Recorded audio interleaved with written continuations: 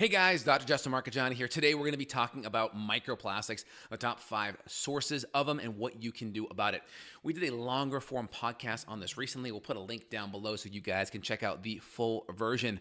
But again, we have microplastics in our environment. We're getting exposed in lots of different vectors and ways. We'll talk about where they are and what you can do. And before we do, please smash that like button. Really helps the search algorithm. Put your comments down below. Love to see what those are and respond to you guys accordingly. All right, so what are microplastics? We have lots of plastic-like chemicals, whether it's phthalate, bisphenol A, or even when you see BPA-free products, we have BPA-S, other types of plastic compounds that are going to get in the water, potentially in the air, and how you clean your clothes, even the receipts at the store. So what can we do to make sure we are on top of that?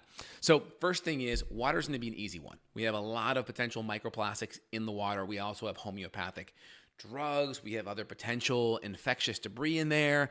You're also going to have things like hydrofluorosilicic acid or fluoride that could potentially have some mal-effects on neurological conditions and even sometimes cause potential dental fluorosis, right? Number one cause of cavities in youngsters tends to be this dental fluorosis, which is this overdose of fluoride can be an issue, right? It's definitely a problem. So the easiest way to address that is a really good high quality water filter. So you have like your typical like charcoal based filters, which are good. They're good for like showering and cleaning and things like that. But for water, we want at least a really good RO, reverse osmosis system. There are under the counter systems that work pretty good. We'll put some links down below to my favorites. There's some really good countertop ones or water pitcher gravity ones that do a little bit more than just filter out let's say, that make the taste better. They actually will filter out some of that fluoride. But an RO system, a 4 or 5 stage RO system is going to be wonderful. Biggest issue with RO, and again, that stands for reverse osmosis, you have different semi-permeable membranes where that water filters through. You typically will not see this for a whole house system because it wastes a good chunk of water. So to make 1.5 gallons of water, it's going to filter out 4 or 5 gallons of water to do that. Not a huge deal because it's still, you're getting your water at like what? $10 cents a gallon. So it's still really cost effective compared to the store. And it's still convenient because you have this, you have this silicone bladder that holds the water. It's about 1 gallon, 1.5 gallons, and it's always filling up. And so once it fills up, it stops. And so you always have this 1.5 gallons ready for you at any time, which is great. If you have an old-fashioned like gravity filter, you're going to have to constantly be filling that up. And so it's nice to have water ready for you all the time. And so a good RO system is going to be wonderful. Usually there's going to be a silicone bladder in there, so you won't have the plastics from the holding tank. And that's going to filter out microplastics. That's going to filter out PFAS, right, which are polyfluoroalkyl substances. Think of the non-stick substances on a lot of the pans and stuff. So that's going to help that.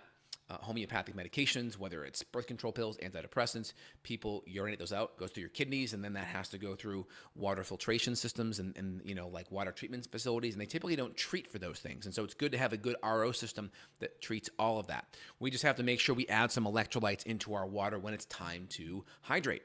That could be some high quality Redmond's Real Salt, Celtic Himalayan. It could be a trace mineral supplement. We may want to add even a little bit of potassium because it's hard to get enough potassium in our food supply. So getting it through water can be a wonderful source. So we have water. Next, be careful of receipts. Even some stores I saw recently have said, hey, be careful. There's a compound in these receipts that could impact fertility and hormones. I saw that in a store recently. And so there's a lot of the receipts are coated with BPA, which is a preservative. Why is that on there? Because if you don't, within a week or two, receipts start to go yellow. And so they actually have these preservative on their BPA, bisphenol A, to make the receipt so it won't go yellow. Now, here's the deal. I'd rather it go yellow and not have chemicals on there.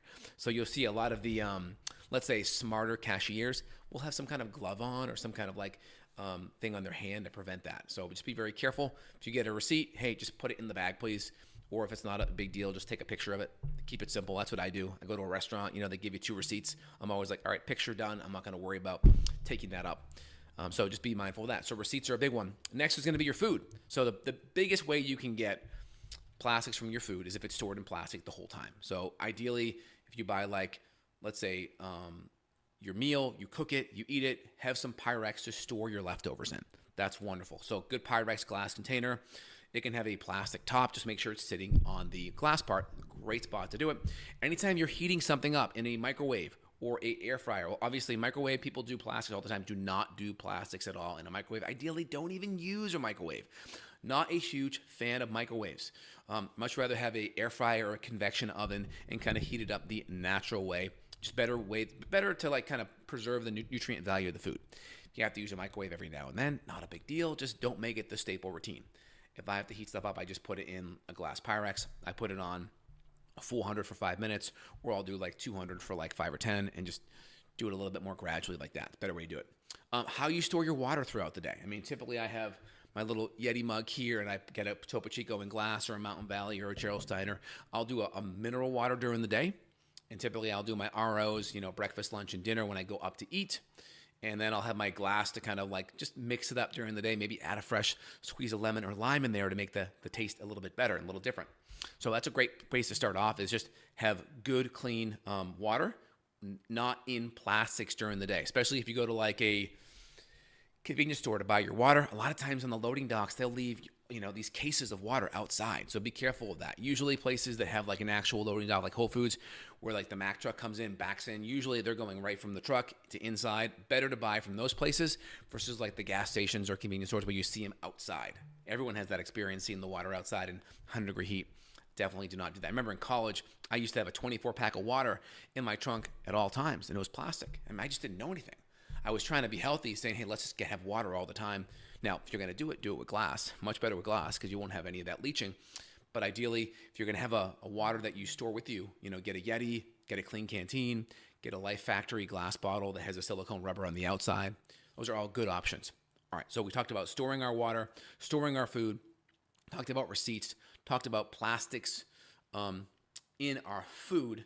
I would say the next thing is going to be air. So you could have microplastics in different like furniture and potentially different compounds around the house, different household products that could be off-gassing throughout the day. This is why it's really important to have a solid HEPA filter that also has a VOC activated charcoal filter to get potentially any of those off-gassing of chemicals around you gone. So make sure, like at least an Air Doctor or an Austin or something that has a really good HEPA filter with a VOC, whether it's some kind of carbon, whether it's zeolite or activated charcoal. That way the air goes through a filter, goes through the carbon, it strips it of a lot of those chemicals, so then you're not going to be breathing it in. And also there could be a lot of microplastics in like potentially detergents or any of these compounds that have like a fragrance to it. So be careful of like Glade plugins, be careful of the little trees that you may hang from your car, be careful of dryer sheets, be careful of detergents. Ideally make sure everything's free and clear, or even just use wash soda, which is basically baking soda for your washing machine. Those are great. We'll put links down below in the description or a pinned comment. Look for both. So I'll put the exact things that I personally use and recommend with patients in my family. But that way you're not getting a lot of these chemicals coming in. If you want a natural smell, if you're a female, I mean, you can do like lavender. You can do even a gentle frankincense, could be good for either sex. You could do cedar. As a female, you could do rose. So there's a lot of different essential oils that you can do. I'll put a link down below where you can have a natural, 100% organic essential oil. So if you want a citrus too, sandalwood as a male, citrus could either be for both. But these could be really good ways that you give a gentle bit of scent to yourself and not add a whole bunch of chemical load to it. Hope that makes sense, guys. If you want to dive in deeper, if you're having hormonal stress, if you're having fatigue or issues with your hormones or your environment, and you want to dive in deeper and look at potentially the plastics, look at other environmental issues, click down below. There'll be a link where you can schedule my staff and team. We'll be happy to help you out and dive in. We see patients worldwide. And again, this is just one aspect of what we deal with our patients. All right, any questions, feel free to let me know. Love to see your comments down below, guys. All right, have a great day. Take care, y'all. Bye.